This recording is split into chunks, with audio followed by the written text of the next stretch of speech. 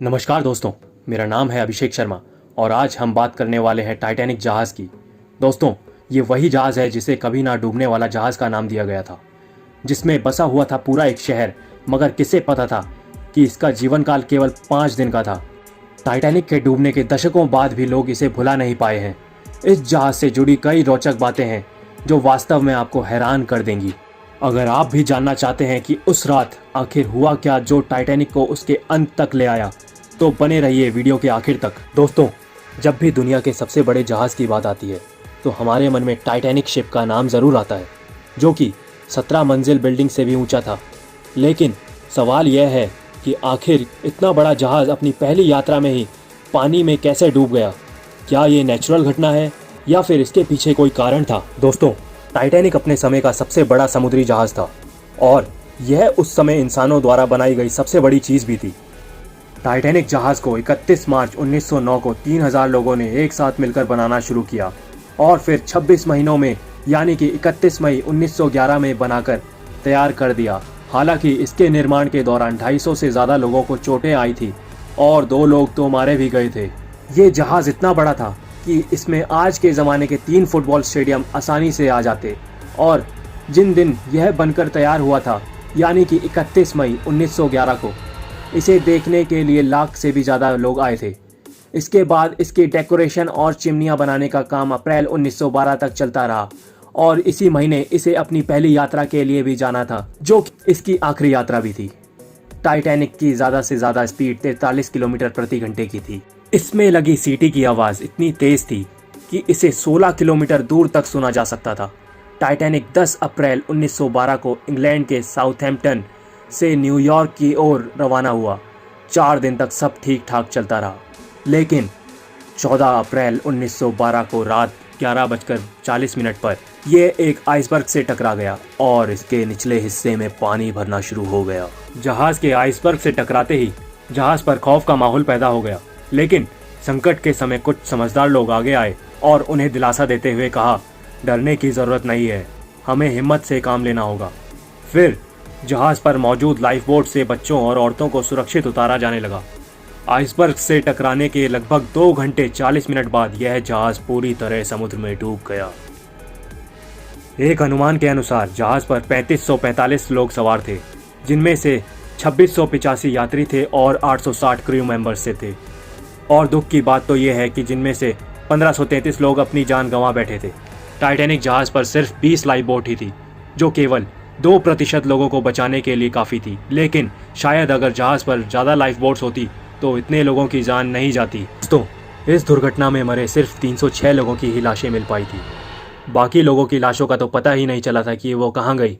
Titanic जिस पानी में डूबा था उस पानी का तापमान 2 डिग्री सेल्सियस था, जिसमें कोई भी व्यक्ति 15 मिनट से ज़्यादा जिंदा नहीं रह सकता था। जहाज़ के धीरे धीरे डूबने की खबर मिलने के बावजूद भी इसके म्यूजिशियन इसके डूबने के वक्त तक गाना बजाते रहे, ताकि कुछ समय बाद मरने जा रहे लोग अपने आखिरी समय को खुशी से बिता सकें। जहाज़ से टकराने वाला आइसबर्ग लगभग 100 फीट ऊंचा था। यह ग्रीनलैंड के ग्लेशियर से आया था।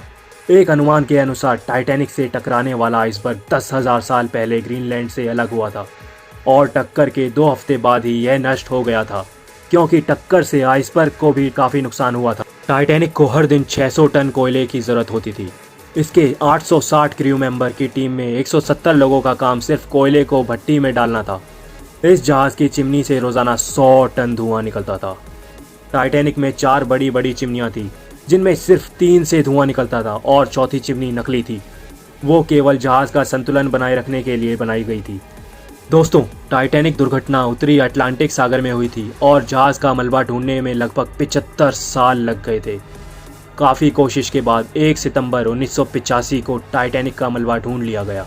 आपको जानकर हैरानी होगी कि समुद्र में टाइटैनिक जहाज़ 2 टुकड़ों में टूटा हुआ पाया गया था और इन दोनों टुकड़ों की आपस में दूरी 600 मीटर थी।